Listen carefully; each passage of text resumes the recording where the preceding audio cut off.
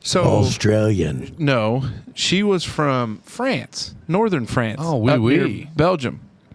And so so automatically I go, oh, well, how did you get to the United States? Which she could have easily been, well, I flew, you dumbass. But she was like, oh, I did I Study abroad. studied abroad in high school. I was an did that exchange once. student. I was an exchange student, and it was in Dallas, Texas, which makes sense. She was flying back, and Oh. she goes, I liked it so much, I just stayed. And then she went to school at Texas Wesleyan, and then she went to vet school at Iowa State. Jesus So we just Christ. connected all these dots, and we talked. And this is all within 20 minutes of all landing. on the airplane. And then, hey, safe travels to you heading to Lexington.